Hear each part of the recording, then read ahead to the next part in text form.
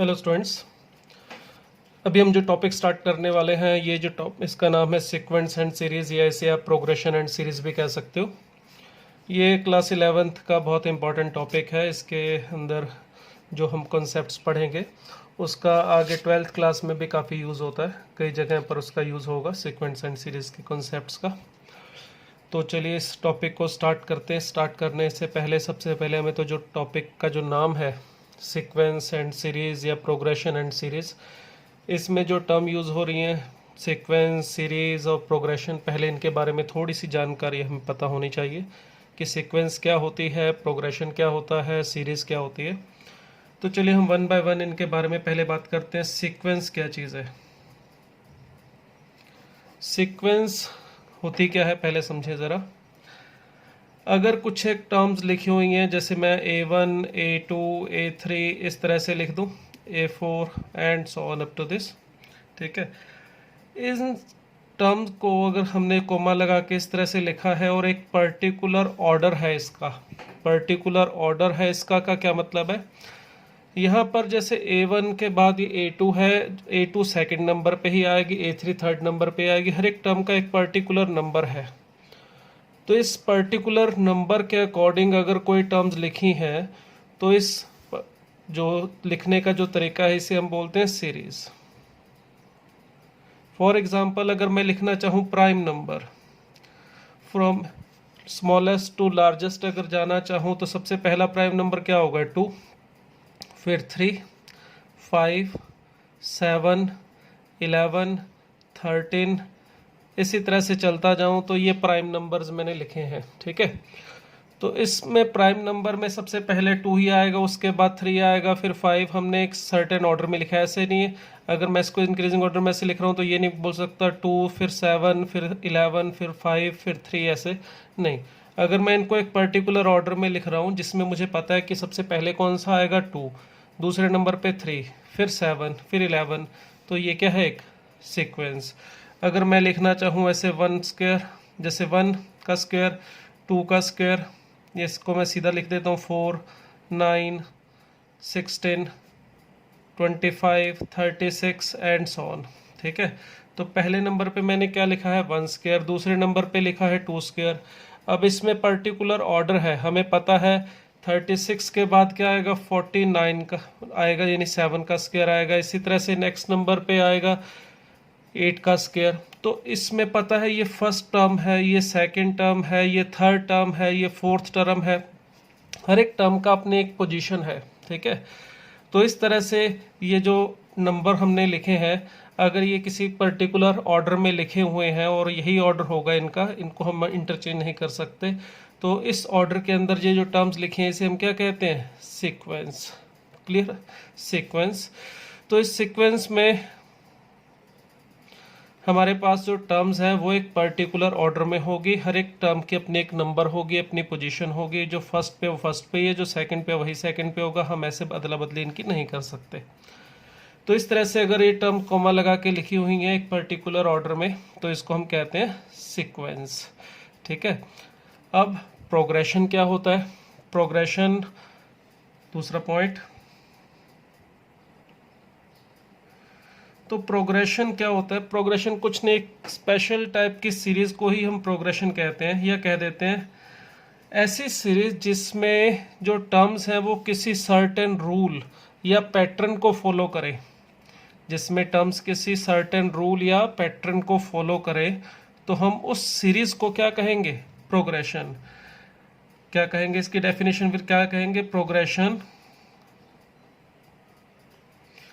Is a sequence whose terms follow a certain pattern और rule. क्या मतलब है इसका? बात को समझे ज़रा। ये सामने देखिए 2 एग्जाम्पल लिखे हुए हैं आपके, दोनों की दोनों सीक्वेंस है, ठीक है। ये जो सेकंड वाली सीक्वेंस है इसके अंदर एक पैटर्न है। क्या है पैटर्न? कोई भी टर्म है, हम उसके नंबर के हिसाब से उसके रूल को डिफाइन करना चाहें तो ऐसे लिख सकते हैं an = n²। अर्थात इसमें फर्स्ट टर्म क्या होगी 1 का स्क्वायर, सेकंड टर्म होगी 2 का स्क्वायर, थर्ड टर्म होगी 3 का स्क्वायर। तो इसमें एक रूल है, अगर हमसे कोई पूछे भाई 10th टर्म क्या होगी तो हम बता सकते हैं इस रूल के अकॉर्डिंग वो 10 स्क्वायर यानी कि 100 आएगी। यहाँ पर भी रूल, ये जो टर्म्स है लिखी तो एक पैटर्न में हुई है, मगर इसमें कोई रूल पैटर्न पर्टिकुलर फॉर्मूला हमारे पास नहीं है जिसके हिसाब से हम इस टर्म का बता सके कि 10th टर्म क्या आएगी। ये ज़रूर पता है कि 2 फर्स्ट टर्म होगी, 3 सेकंड टर्म होगी, 5 थर्ड टर्म होगी, 7 फोर्थ टर्म होगी एंड सो ऑन। मगर कोई हमें सीधा पूछ ले भाई 10th टर्म क्या होगी, तो हम ऐसे तो कर सकते हैं कि 2 3 5 7 11 इसी तरह से चलते जाए। नेक्स्ट कौन सा होगा, 17 होगा, फिर 19 होगा, इस तरह से पहुंच जाए 10th टर्म तक। 1 2 3 4 5 6 7 8 19 और इसके बाद क्या आएगा 23। 23 के बाद हमें क्या मिलेगा 29। ठीक है, तो 2 3 5 7 11 13 17 19 23 29 इस तरह से काउंट करें 1 2 3 4 5 6 7 8 9 10 तो हम बता सकते हैं कि ये 10th टर्म है। बट कोई ऐसा नहीं है फार्मूला हमारे पास जिसको हम अप्लाई करके ये इसकी जो टर्म है वो बता सके। अगर हमें इस तरह से बतानी है कोई भी टर्म तो उसके लिए ऐसा कोई फार्मूला इस केस में नहीं है, तो इसको मैं प्रोग्रेशन नहीं बोल सकता। ठीक है, ये सीक्वेंस है but it is not a progression. ये जो सेकंड वाली है ये सीक्वेंस है और इसको प्रोग्रेशन भी मैं बोल सकता हूँ। प्रोग्रेशन में जो रूल है हमारे पास वो बहुत अलग अलग तरह से हो सकते हैं, उसके लिए कोई फिक्स मेथड नहीं, हज़ारों लाखों तरह के प्रोग्रेशंस हो सकते हैं। जैसे एक सीक्वेंस बनाई जाए कि जिसमें A1 इज इक्वल टू बोल दो मैं 1 है और A2 बोल दिया जाए कि 2 है and AN is equal to बता दूं आगे टर्म के लिए AN-1 प्लस AN-2 है for all n greater than और इक्वल टू 3। मतलब थर्ड टर्म ऑनवर्ड अगर आपको टर्म फाइंड आउट करनी है तो उसके लिए ये रूल है। यानी कि अगर मुझे यहाँ से A3 फाइंड आउट करना है तो A3 के लिए n की यहाँ वैल्यू 3 रखेंगे तो A2 प्लस A1 यानी कि 3 मिलेगा। A4 फाइंड आउट करना है तो इस रूल के अकॉर्डिंग होना चाहिए A3 plus A2 which is equal to 3 plus 2 5 आ जाएगा। A4 अगर फाइंड आउट करना है तो आ जाना चाहिए A कितना यहाँ पे 4 प्लस A3 तो ये 8 आ रहा है। तो इस तरह से अगर सीक्वेंस A1 A2 A3 हम फाइंड आउट करना चाहें तो पहले टर्म 1 फिर 2 फिर 3 फिर 5 फिर 8, तो इसमें एक पैटर्न है, एक रूल है जिसको फॉलो करके इसकी जो टर्म्स हमें मिल रही हैं। तो ये रूल जो है हमारे पास अगर ये हम किसी भी सीरीज़ के लिए सीक्वेंस के लिए हमारे पास अवेलेबल है तो उस सीक्वेंस को हम क्या कह देंगे, प्रोग्रेशन। क्लियर? तो प्रोग्रेशन के लिए एक पर्टिकुलर रूल या पैटर्न होना ज़रूरी है। ठीक है, उस जिसके अकॉर्डिंग हम उसके nth टर्म फाइंड आउट कर सकें। क्लियर? तो ये होता है हमारे पास progression. And the next thing series, that is very simple thing. अगर ये सीक्वेंस है A1 A2 A3 A4 and so on, अगर इसकी जो टर्म्स है उनको हम प्लस करके लिख दें इस तरह से, अगर n टर्म है तो n, इनफाइनाइट है तो इनफाइनाइट, उससे कोई मतलब नहीं है। जितनी भी टर्म है हमारे पास सीक्वेंस की उन सबको अगर हम प्लस में लिख दें, उनका सम करके लिख दें तो इसको हम बोल देते हैं सीरीज़, और कुछ भी नहीं है सीरीज़ में। तो सीक्वेंस का मतलब आपको बताया, अगर टर्म्स एक पर्टिकुलर पैटर्न में आ रही हैं हमारे पास, हर एक टर्म की एक पर्टिकुलर पोजीशन है, हम उनकी पोजीशन ऐसा नहीं है कि थर्ड पे ये भी लिख सकते हैं, कोई इसको इंटरचेंज भी कर सकते अपनी मर्जी से कहीं लिख दे, ऐसा नहीं होता। जो टर्म फर्स्ट है वो फर्स्ट ही होगी, जो सेकंड है वो सेकंड, थर्ड यही होगी, फोर्थ यही होगी, फिफ्थ यही होगी। हर एक टर्म का अपनी एक स्पेसिफिक पोजीशन है, तो इसको हम कह देते हैं कि ये क्या है, सीक्वेंस। क्लियर? और सीक्वेंस में अगर उसकी सभी टर्म्स को फाइंड आउट करने के लिए एक सर्टेन पैटर्न या रूल है जिसके अकॉर्डिंग हम उसके अन्य टर्म बता सके, तो उस सीक्वेंस को हम नाम दे देते हैं प्रोग्रेशन। ठीक है, प्राइम नंबर वाली जो लिखी थी मैंने सीक्वेंस, इसको हम प्रोग्रेशन नहीं बोल सकते। अब हम बात करेंगे इसके आगे अलग अलग टाइप की सीक्वेंस की। जैसे मैंने अभी आपको बताया, सीक्वेंस तो हमारे पास बहुत तरह की हो सकती है, इनफाइनाइट वेज से ऐसे फार्मूलाज बनते हैं जिसके अकॉर्डिंग हम सीक्वेंस बना सकते हैं। मगर हमारे सिलेबस में जो मेन टाइप की सीक्वेंसेस हैं जो हम पढ़ेंगे, जो प्रोग्रेशन है, वो है arithmetic progression, geometric progression, harmonic progression, कुछ जर्नल सीरीज़ है, AGP है, उन सीरीज़ के बारे में हम पढ़ेंगे। मगर उनको पढ़ने से पहले कुछ बेसिक पॉइंट्स, कुछ बेसिक चीज़ें हैं जो हमें पता होनी चाहिए। पहले मैं उन बेसिक पॉइंट्स के बारे में बात करूंगा, उसके बाद हम अपने जो मेन टॉपिक है, कॉन्सेप्ट है सीक्वेंस एंड सीरीज का, अर्थमेटिक प्रोग्रेशन, उसके ऊपर चलेंगे।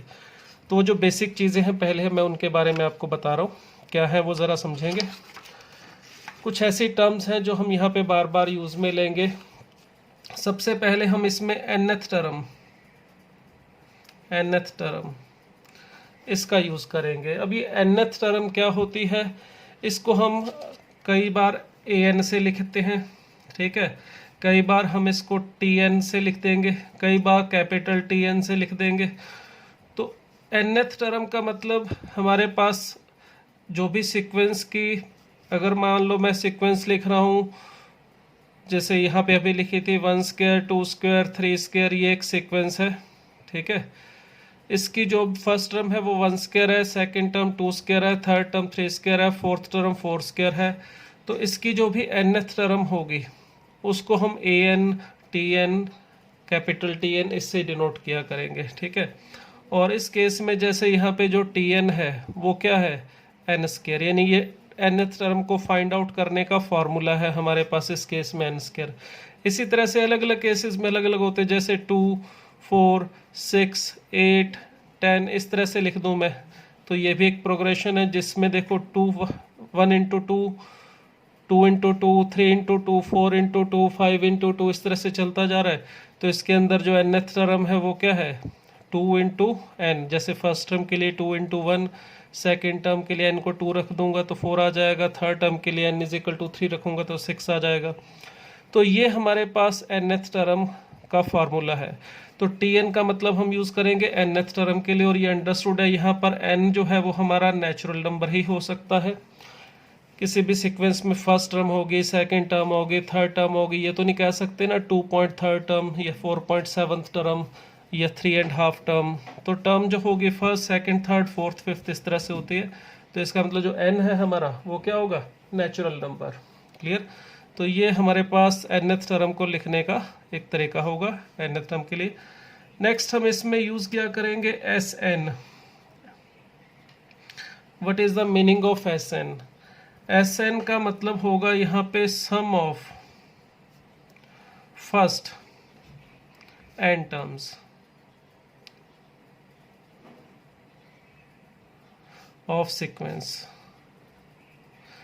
Sn का मतलब क्या होगा, फर्स्ट n टर्म्स का सम, यानी T1 plus T2 plus T3 and so on up to Tn तक।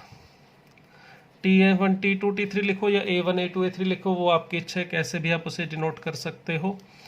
इसको हम ऐसे भी लिख सकते हैं समीशन। ये सम का सिंबल होता है TR, जिसमें हम बताएंगे R की वैल्यू कहाँ से कहाँ तक जा रही है। R की वैल्यू 1 से लेके n तक मूव कर रही है। ये समीशन का मतलब होता है सम R की वैल्यू यहाँ पे 1 रखूँगा 2 रखूँगा तो ये जो टर्म्स आएंगी ये इनका सम है। मगर याद रखना Sn का मतलब फर्स्ट टर्म से स्टार्ट होके ही n टर्म तक जाना है। मतलब अगर मुझे S3 कहा जाए तो इसका मतलब फर्स्ट 3 टर्म्स का सम। जैसे इस केस में मुझे कहा जाए कि सीरीज भाई ये है 1 square 2 square 3 square 4 square 5 square. इसमें अगर मुझे S3 ढूंढना है तो मतलब 1 का स्क्वायर प्लस 2 का स्क्वायर प्लस 3 का स्क्वायर। तो सॉल्व करके जो वैल्यू आएगी वो S3 आ जाएगी, यानी फर्स्ट 3 टर्म का सम 14 है। अगर S5 पूछा जाए तो मतलब 1 स्क्वायर से लेके कहाँ तक का सम करेंगे, 5 तक, 5 स्क्वायर तक का, 3 स्क्वायर 4 स्क्वायर एंड 5 स्क्वायर। तो इसको सॉल्व करके वैल्यू लिख लेंगे, वो हमारे पास S5 आ जाएगा।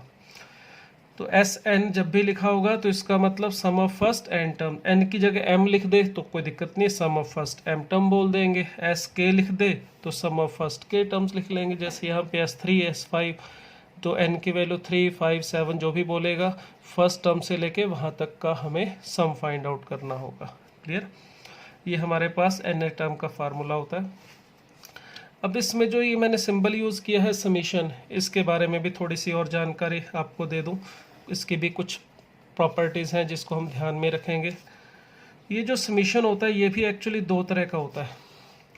एक तो ऐसा होता है जिसमें यहाँ पर जो इसका वेरिएबल है वो कुछ नहीं लिखा जाता, जैसे ऐसे लिख दिया समीशन अल्फ़ा, ठीक है।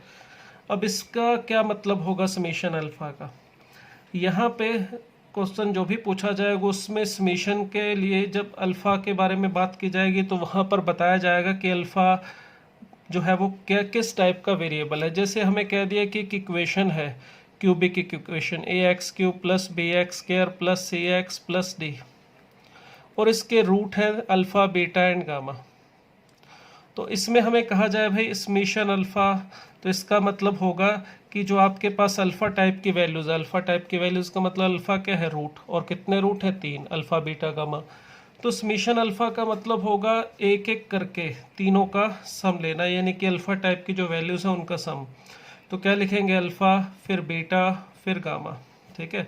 अगर यहीं पर मैं आपको एक इक्वेशन और लिख के दूँ, यहाँ पे मान लो ax4 + bx³ + cx² + dx + e। अब ये बाई क्वाड्रेटिक इक्वेशन है और इसके रूट जो है वो मान लो मैं अल्फ़ा, बीटा, गामा और डेल्टा है।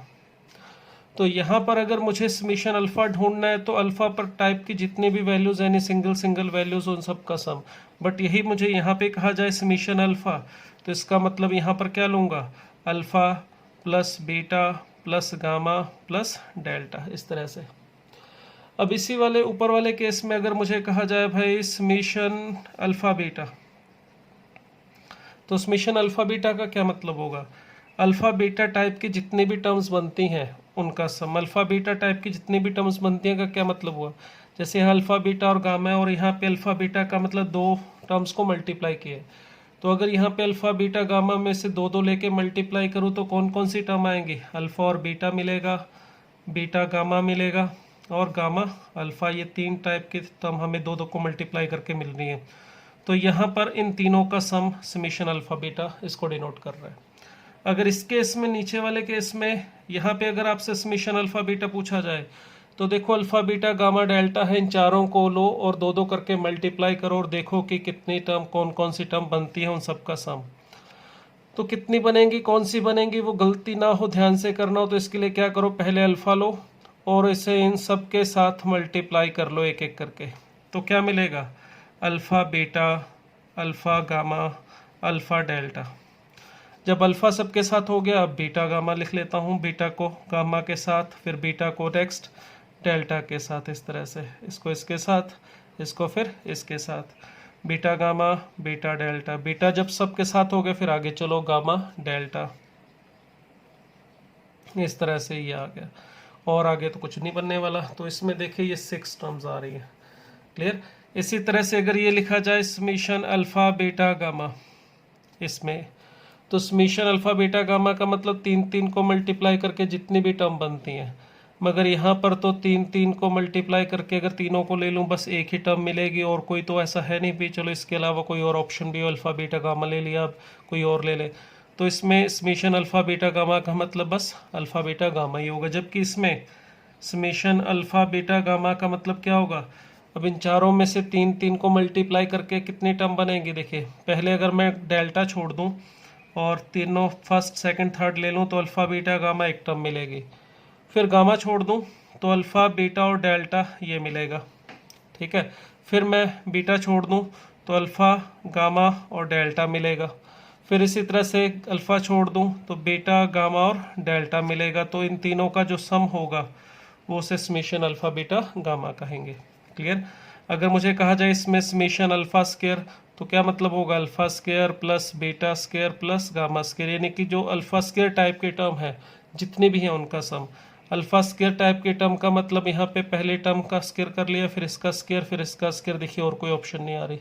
इसी तरह से इस वाले में अगर समीशन अल्फ़ा स्क्वायर कहा जाए तो क्या क्या आना चाहिए, alpha square, beta square, gamma square और डेल्टा स्क्वायर, और फिर इन चारों का क्या है, सम। इस टाइप की जितने भी टर्म्स आएंगी उन सब का सम। तो ये समीशन ऑफ अल्फ़ा या समीशन अल्फ़ा बीटा का मतलब होगा। अगर यहाँ पे 4 की बजाय 5 होंगे तो फिर उसके हिसाब से ये इसमें नंबर ऑफ टर्म अपने अकॉर्डिंगली चेंज कर लेना, बढ़ जाएंगी वो। तो इस तरह से अगर समीशन में यहाँ पे कुछ नहीं लिखा हुआ है तो ये किसके ऊपर लेना है समीशन, किस टाइप के टर्म्स के ऊपर समीशन लगाया हुआ है उस एग्जाम्पल में, उस प्रश्न में अल्फ़ा बीटा गामा है, अल्फ़ा बीटा गामा डेल्टा है, कितने वेरिएबल उसके साथ के हैं, उसके हिसाब से इसमें नंबर ऑफ टर्म डिसाइड होती हैं। क्लियर। दूसरे टाइप का जो समीशन होता है वो होता है कुछ इस टाइप का, जिसमें यहाँ पर कोई वेरिएबल होता है, जैसे उसको आर लिख दिया मैंने, फिर और आर की वैल्यू बताई जाती है कि कहाँ से कहाँ तक जाएगी। ठीक है। उसके बाद यहाँ पर उस आर का कोई फंक्शन दिया जाता है एफ ऑफ आर। अब जैसे यहाँ पे किसी ने लिख दिया आर की वैल्यू 1 से लेके 5 तक जा रही है, तो इसमें क्या होगा, यहाँ पर आर जहाँ पे भी दिखाई दे रहा है वहाँ पर आप आर की वैल्यू 1 से स्टार्ट करो, 1, फिर नेक्स्ट वैल्यू रखो, नेक्स्ट वैल्यू का मतलब 2, एफ ऑफ 3, जितने भी आर की वैल्यू लेनी है यहाँ से लेके यहाँ तक उन सब का बस सम लेना है, F of 4 and F of 5। अगर यहाँ पर आर की वैल्यू 1 से लेके 6 तक कहा जाए तो प्लस एफ ऑफ 6 आ जाएगा। अगर 1 से लेके n तक बोल दिया जाए इस तरह से, तो फिर इसी तरह से जब तक n एफ ऑफ n नहीं मिलता तब तक इसको लिखते जाएंगे। इसमें ये जो है हमारे पास r, ये कहलाता है variable of the summation. Summation में ये r हमारा वेरिएबल है, r की वैल्यू कहाँ से कहाँ तक लाई कर रही है ये वेरिएबल है, इसमें इसको वेरिएबल ऑफ द समीशन कह देते हैं, या सिंपल वेरिएबल भी बोल देते हैं। क्लियर। ये समीशन सेकंड टाइप का होता है। अब इसकी समीशन की भी कुछ एक प्रॉपर्टीज़ हैं, वो प्रॉपर्टी क्या है उनको समझेंगे। इसकी पहली प्रॉपर्टी समीशन की ये होती है कि अगर समीशन में यहाँ पर F of are into sum constant आ जाए, के कोई कांस्टेंट है, ठीक है, और अगर के ऐसे मल्टीप्लाई में है तो आप इस कांस्टेंट के को ऐसे बाहर निकाल के लिख सकते हो, आर की value 1 to n f of r, ऐसे लिखा जा सकता है। क्या मतलब हुआ इसका, देखिए अगर मैंने summation r from 1 to n के ऑफ एफ आर लिखा है, इसका मतलब इस वाले में आर की वैल्यू 1 रखेंगे तो क्या मिलेगा, के इंटू एफ ऑफ 1, फिर आर की वैल्यू 2 रखेंगे तो के इंटू एफ ऑफ 2, इसी तरह से लास्ट में के इंटू क्या मिलना चाहिए, एफ ऑफ एन, और ये जितने भी टर्म्स मिलेंगे उन सब का क्या होगा, सम। ये हमारी लेफ्ट साइड है। इस सब में से अगर मैं फाइंड कॉमन निकाल लूँ के, तो क्या मिलेगा, f of 1 plus f of 2 and so on up to f of n. तो इसका मतलब के समीशन एफ ऑफ आर है ये, आर फ्रॉम 1 to n, यानी ये वाली वैल्यू है ये। तो इस तरह से अगर कोई कांस्टेंट ऐसे मल्टीप्लाई में हो तो उसे आप समीशन से बाहर निकाल के लिख सकते हो। दूसरी बात, अगर किसी कांस्टेंट के ऊपर समीशन हो, उसमें आर हो ही ना और वेरिएबल है आर फ्रॉम 1 to n, तो इसका मतलब क्या होगा, इसका मतलब हो जाएगा सीधा सीधा के इंटू एन। क्या मतलब हुआ इसका, के इंटू एन क्यों होगा, ये देखिए summation r from 1 to n का मतलब होगा यहाँ पर आर जहाँ पर भी है उसमें आर की वैल्यू को 1 2 3 से लेके n तक ले जाना है। मगर यहाँ पर देखिए इसमें जैसे आर था तो इसमें आर को हम 1, फिर आर को 2, आर को 3 रख के जो भी टर्म्स आई सम करते गए। अब इसमें आर है ही नहीं, जब आर को 1 रखूँगा तो भी मुझे यहाँ से के ही मिलेगा, आर को 2 रखने पर भी मुझे यहाँ से क्या मिलेगा, के, आर को 3 रखने पर भी के ही मिलेगा। इसी तरह से चलता जाऊँगा, अगर n टर्म्स तक रखूँगा हर बार मुझे के ही मिलता जाएगा। अगर हम r की वैल्यू 1 से n तक लेके जा रहे हैं, इसका मतलब ये k हमें कितनी बार मिलेगा, n टाइम्स। तो इसका सम कितना होना चाहिए, n टाइम्स k। तो अगर किसी कांस्टेंट के ऊपर समीशन लगा हुआ है और r की वैल्यू 1 to n जा रही है, ये जितने भी टर्म्स हैं यहाँ पे, जैसे 1 to n है तो n टर्म्स है तो साथ में n मल्टीप्लाई हो गया। अगर r की वैल्यू सपोज यहाँ 0 से लेके n होता, अगर मैं यहाँ पे r की वैल्यू 0 to n लेके जाता के, तो देखो इस सीरीज में के कितनी बार मिलेगा, r की वैल्यू 0 से अगर n तक जाओगे तो कितनी टर्म्स आएंगी, n प्लस 1। तो ये क्या होना चाहिए, k इंटू n प्लस 1। जितनी भी टर्म्स इसमें इसके सीरीज के अंदर होंगी उतनी बार k प्लस में आ जाएगा। अगर यहीं पर k की वैल्यू 2 से लेके n तक जाएगी तो 2 से n तक जाओगे तो कितनी टर्म होनी चाहिए, अगर 1 to n तक जा रहे थे तो n थी, और 2 से लेके n तक जाओगे तो n माइनस 1 है। तो क्या आना चाहिए, k इंटू n माइनस 1, क्योंकि k कितनी बार मिलेगा हमें यहाँ पर, n-1 टाइम्स। तो यह है property number second. Third property क्या है, अगर summation r from A to b या कहीं पर भी जा सकता है, ज़रूरी नहीं है 0 to 1, चलो मैंने जर्नल लिख दिया, ए टू बी ये f of are plus g of r, ऐसे दो वेरिएबल्स का सम है, उसके ऊपर समीशन लिखा हुआ है। तो आप इसको ऐसे अलग अलग कर सकते हो, are from A to B F of are plus summation r from A to B ji of r. A to b का मतलब वो 0 to n भी हो सकता है, 1 to n भी हो सकता है, 1 से n-1 भी हो सकता है, जो भी एक ए और बी की वैल्यू हो। आप इसको समीशन को सम हो या सब्ट्रैक्शन हो, दोनों केसेस में इसे अलग अलग किया जा सकता है। किस तरह से है ये प्रॉपर्टी, सिंपल है समझने में, कोई खास मुश्किल काम। जैसे मैं आर की value 1 2 3 F of are plus g of r लेता हूँ, तो इसका मतलब क्या होगा, इसमें पूरे में पहले आर की वैल्यू 1 रखोगे तो f of 1 plus g of 1 पहली टर्म, दूसरी टर्म आएगी f of 2 plus g of 2, इसी तरह से तीसरी टर्म आनी चाहिए f of 3 plus g of 3। Clear. इसमें अगर हम इसकी फर्स्ट टर्म को इकट्ठा लिख ले, यानी f1 plus f2 plus f3, और फिर उसके बाद g1 g2 एंड g3 हम यहाँ पे लिख दें, तो देखिए इसको फर्स्ट वाले को मैं क्या लिख सकता हूँ, summation r from 1 to 3 f of r, और इस वाले को summation r from 1 to 3 g of r.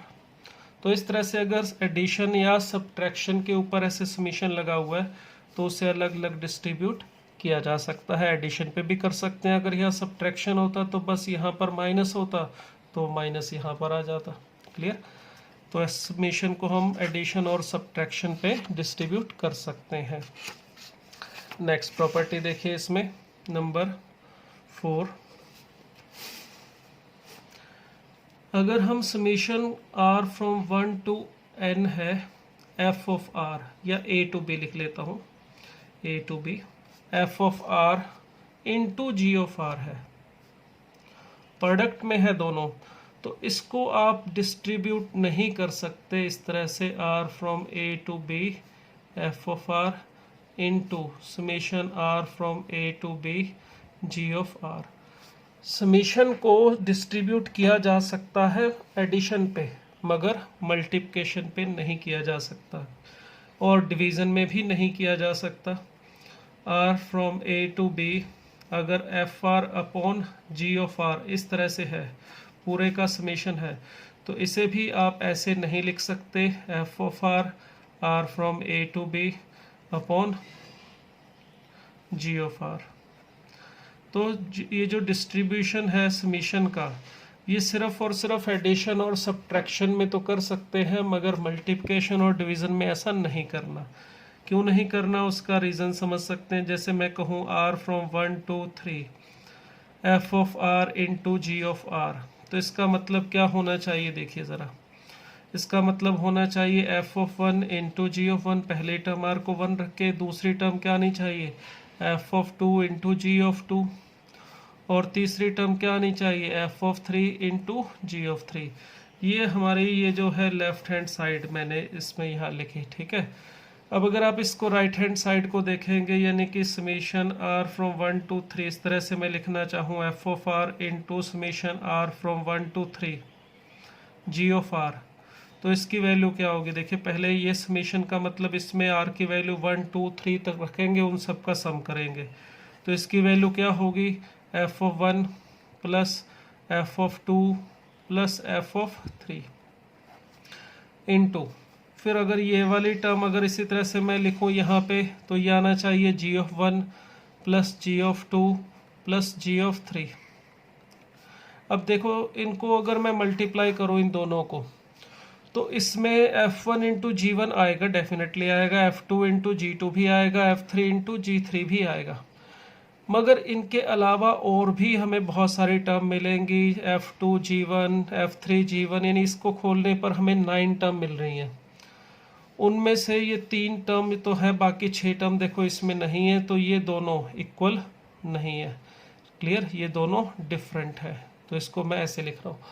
तो इसके लिए समीशन के लिए ध्यान रखिएगा, प्रोडक्ट और डिस्ट्रीब्यूशन पे इस तरह से डिस्ट्रीब्यूट नहीं कर सकते। क्लियर, ये हमारी प्रॉपर्टी नंबर 4। नेक्स्ट प्रॉपर्टी है हमारी प्रॉपर्टी नंबर 5। क्या कहती है प्रॉपर्टी नंबर 5? अगर summation a to r from A to B F of r है, तो आप इस समीशन में आर को रिप्लेस कर सकते हो किससे? ए प्लस बी माइनस आर से। आर यहाँ तो ठीक है, समीशन में तो वही लिखूंगा। इस वाले आर में क्या लिखा जा सकता है? A plus B minus R. Clear. अब क्या मतलब है इस प्रॉपर्टी का? देखिए, क्यों ऐसा करने से कोई फर्क नहीं पड़ेगा। ये जो आपको दिखाई दे रहा है r from A to B F of r, और इसमें कुछ भी अंतर नहीं है, बस इतना ही अंतर है कि ये जो सीरीज है हमारे पास, इसी को रिवर्स ऑर्डर में लिखने पर ऐसा बनता है, या ये समझ सकते हो इसी सीरीज को रिवर्स ऑर्डर में लिखा हुआ है। मतलब क्या है, देखिए, अगर मैं summation r from 1 to n f of r लिखना चाहूँ तो इसका मतलब क्या होगा? F of 1 plus f of 2 plus f of 3 and so on up to f of n तक। क्लियर। इस सीरीज को मैंने ऐसे लिख दिया। चलो, ये लेफ्ट हैंड साइड है। अब मैं आर एच एस लेना चाहता हूँ, उसको चलिए एस डैश लिख लेता हूँ मैं। उसमें आर की वैल्यू मैंने क्या कहा? ए टू बी, यानी जैसे यहाँ 1 टू n था तो मैंने ए टू बी का मतलब 1 टू n लिख लिया। इसमें प्रॉपर्टी क्या कह रही है कि यहाँ पर आर की जगह पर क्या लिख सकते हो? ए प्लस बी माइनस एन। तो ए प्लस बी यानी कि n प्लस 1 माइनस आर, ऐसे लिख सकता हूँ। अब ज़रा आप देखिए, अच्छा इसमें मैं एक टर्म काम करता हूँ, एक सेकंड लास्ट टर्म भी लिख लेता हूँ, थोड़ा सा समझने में आसानी होगी आपको। अब इसमें देखो आर को 1 रखो पहले आप। आर की वैल्यू 1 रखने पर क्या मिलेगा? 1 रखने पर आर की वैल्यू ये कैंसिल होकर पहली टर्म मिलेगी एफ ऑफ एन। फिर आर की वैल्यू 2 रखो, तो आर को 2 रखने पर यहाँ पर आपको मिलेगा एफ ऑफ एन माइनस 1। फिर आर की वैल्यू यहाँ पे 3 रख के देखिए तो मिल जाएगा अपने को एफ ऑफ एन माइनस 2। इसी तरह चलते जाएंगे, जब लास्ट में आर की वैल्यू n रखेंगे तो ये n से n कैंसिल होकर आपको एफ ऑफ 1 मिलेगा। उससे पिछली टर्म यानी कि सेकंड लास्ट टर्म चाहो तो आर की जगह पर यहाँ पे हमने n रखा था, अब आर की जगह n माइनस 1 रख दो, तो n प्लस 1 माइनस, पहले तो n रखा था, अब n माइनस 1 रखोगे तो देखो यहाँ पे मिल जाएगा एफ ऑफ 2। तो देखिए इसमें और इसमें कोई अंतर नहीं है, बस ये जो लास्ट टर्म थी वो यहाँ आ गई, सेकेंड लास्ट टर्म यहाँ आ गई, ये उधर चले गए। तो ये जो आर की जगह A plus B minus R replace किया है, ये बस इतना ही कह रहा है कि सीरीज़ को देखो यहाँ से मैं सम करूँ या यहाँ से सम करूँ, क्या फ़र्क पड़ता है? जब सम ही करना है तो फर्स्ट टू लास्ट करो या लास्ट टू फर्स्ट करो, इस तरह से लिखो या इस तरह से लिखो, दोनों में कोई अंतर नहीं है। ठीक है, तो हम इसमें आर की जगह A plus B minus are रख सकते हैं। इसका यूज़ हम कुछ ऐसे एग्जाम्पल में करते हैं, जैसे एक एग्जाम्पल मैं आपको लेके दे रहा हूँ इसका। जैसे हमें कहा जाए r from 4 to 9 r square upon r square plus 13 minus r का स्क्वायर। ठीक है, ये हमें एक सम है जिसे फाइंड आउट करने के लिए कहा गया है, इसकी वैल्यू हमें ढूंढनी है। ये एक हम एग्जांपल ले रहे हैं, देखिए, जो इस प्रॉपर्टी के ऊपर बेस्ड है। अगर हमें इस सीरीज़ का सम करना है, देखिए हम वैसे तो अभी हमने स्टार्ट नहीं किया है, इसका जो एपीजीपी वगैरह का कुछ भी मैंने नहीं बताया, मगर ये एग्जाम्पल जो है ये उसमें से किसी का भी नहीं है।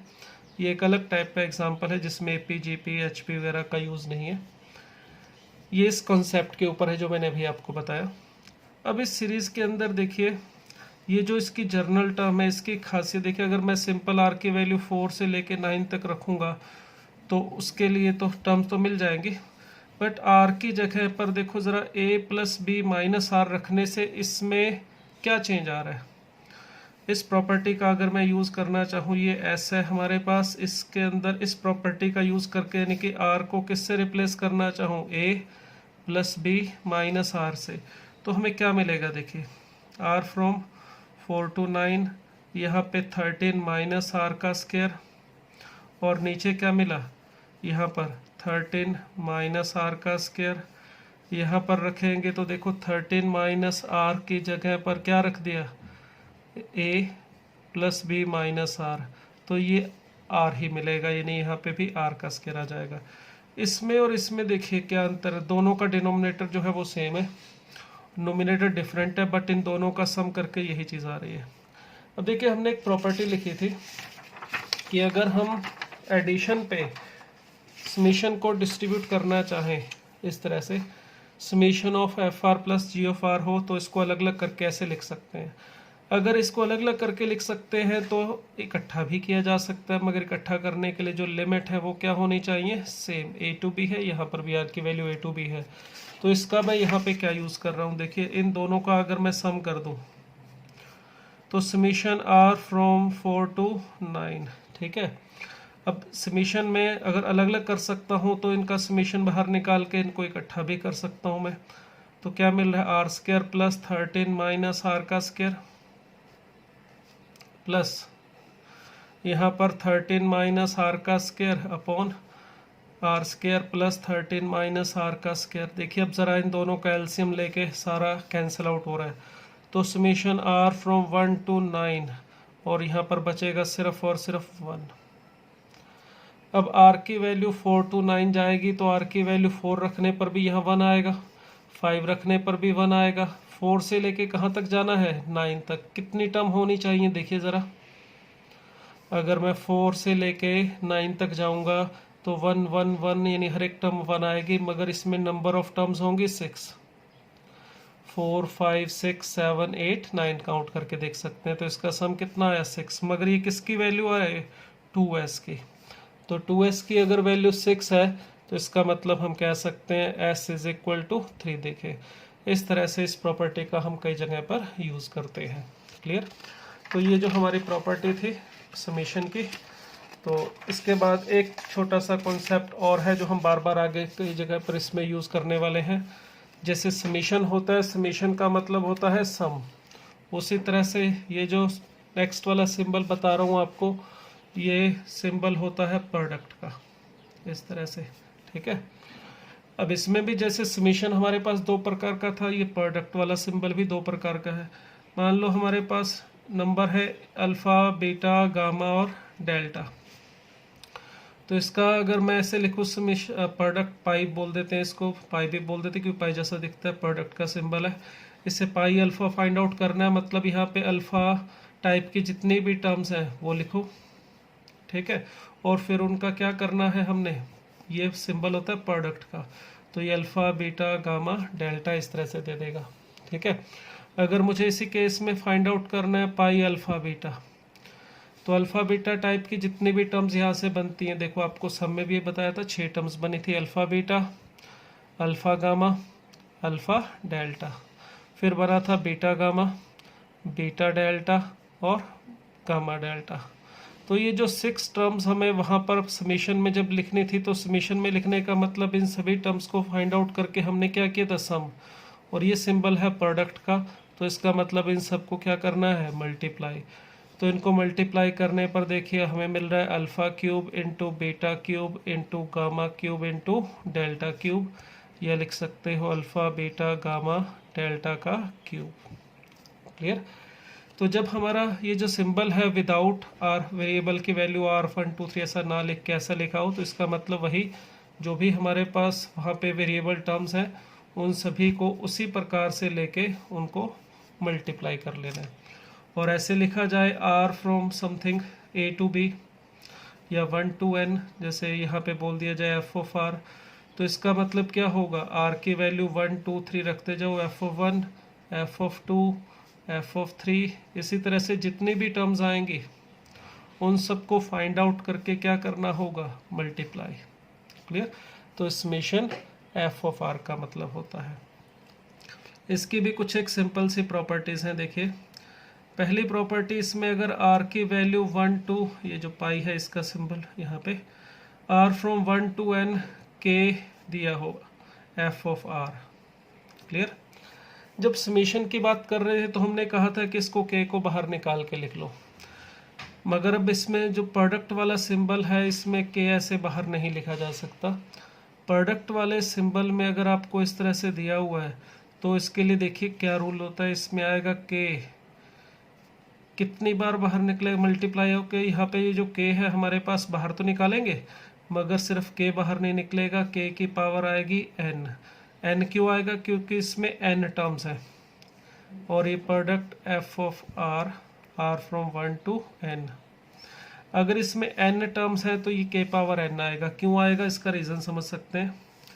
यहाँ पर r की value 1 to n k f of r है। अगर इसमें अगर मैं k की टर्म r की वैल्यू 1 रखूँ तो क्या मिलेगा? k f of 1 into multiply में k f ऑफ 2 दूसरी टर्म, इसी तरह से into k into f of 3 ये थर्ड टर्म, और चलता जाएगा इसी तरह से k into f of n। तो हर एक टर्म में k एक बार आएगा और जितनी टर्म होंगी उतनी बार आएगा और वो मल्टीप्लिकेशन में है। तो k इंटू के पावर, और ये मिलेगा अपने को f1 into f2 up to f of n। That is ये किसके इक्वल मिल रहा है? k power n product of f r from 1 to n। तो जब एडिशन में समीशन के केस में था तो ऐसे कोई कांस्टेंट मल्टीप्लाई में हो तो बाहर निकल जाता है। यहाँ पर बाहर तो निकलेगा मगर उसकी पावर भी आएगी n। n का मतलब जितनी टर्म होगी। जैसे यहाँ पर r 0 से लेके n था तो k पावर n आया। अगर इसी में मैं ऐसे लिख देता summation r from 0 to n k f of r, तो 0 से लेके n तक जाएंगे तो कितनी टर्म्स होनी चाहिए? n+1। तो इसे बाहर निकालोगे तो k पावर n+1। और समीशन नहीं लिखना था, थोड़ी यहाँ पे गलती फिर कर रहा हूँ मैं। प्रोडक्ट का सिंबल है, यहाँ पर भी प्रोडक्ट का सिंबल है। तो यहाँ पर r from 0 to n f of r as it is रहेगा। ठीक है, तो ध्यान रखना है कि अगर मल्टीप्लाई में है तो इसे सिंबल से, प्रोडक्ट के सिंबल से बाहर लिखना है। तो k की पावर उतनी लिखनी पड़ेगी जितनी इसमें टर्म्स होनी चाहिए। नेक्स्ट प्रॉपर्टी देखिए, समीशन में आपको बताया था कि हम डिस्ट्रीब्यूट कर सकते हैं उसको सम और सब्ट्रैक्शन पे। F of are plus g of are हो और आर की वैल्यू यहाँ पे जैसे ए टू बी मूव कर रही है, तो मैंने समीशन में बताया था कि इसे आप अलग अलग कर सकते हो ऐसे, मगर प्रोडक्ट में बता रहा हूँ कि नहीं कर सकते। A to B F of are plus product of A to B ji of are, इस तरह से प्रोडक्ट में नहीं कर सकते। सम में कर सकते हो, प्रोडक्ट में नहीं किया जा सकता। कारण आप चेक कर सकते हो, वेरीफाई कर सकते हो इसी तरह से जैसे भी कि आप इसको आर को जैसे फाइंड आउट करना चाहो, product r from 1 to 3 F of are into ji of r, तो इसका मतलब होना चाहिए क्या? Sorry, plus g of r, इसका मतलब होना चाहिए f of 1 plus g of 1 into f of 2 plus g of 2 into f of 3 plus g of 3। तो ये इस तरह से होगा। अब आपको अगर ये राइट हैंड साइड देखनी है तो चेक कीजिए क्या summation, sorry, product r from 1 to 3 F of are plus product r from 1 to 3 g of r, क्या ये इसके इक्वल होगा? इसका मतलब होगा f of 1 f of 2 f of 3 plus g of 1 g of 2 and g of 3। अब आप देख सकते हो ये वाली टर्म को मल्टीप्लाई करके ये जो आएंगी 8 टर्म्स आएंगी और यहाँ पर सिर्फ 2 हैं और ये इसके इक्वल नहीं आ रहा। ठीक है, जैसे इसमें प्रोडक्ट को, सॉरी, ये जो प्रोडक्ट का सिंबल है पाई, इसको हम प्रोडक्ट में डिस्ट्रीब्यूट नहीं कर सकते, उसी तरह से ये भी ध्यान रखना माइनस में भी डिस्ट्रीब्यूट नहीं कर सकते। तो किस में कर सकते हैं? कर सकते हैं इसको मल्टीप्लिकेशन में। F of are into ji of are हो, are from A to B, तो इसे हम लिख सकते हैं क्या? Summation, sorry, multiplication of F of R multiplication of G of are, are from 1 to, sorry, A to B, और यहाँ पर भी R from A to B. Multiplication में भी कर सकते हो और डिवीज़न में भी किया जा सकता है। अगर f of r upon g of are are from A to b है तो इसे आप प्रोडक्ट में भी डिस्ट्रीब्यूट कर सकते हो, एफ ऑफ आर अलग से और जी ऑफ आर अलग से, और ये ए टू बी अंडरस्टूड है यहाँ पे, ठीक है। तो ये कुछ बेसिक प्रॉपर्टी थी जो हमें इस चैप्टर को स्टार्ट करने से पहले पता होनी चाहिए, तो इन्हें ध्यान रखिएगा, अच्छे से नोट कर लीजिएगा, नोट्स बना लीजिएगा इसमें अपने आप प्रॉपर्टीज़ के। और फिर अब हम स्टार्ट करते हैं अपना जो मेन कॉन्सेप्ट है ईपी अर्थमेटिक प्रोग्रेशन।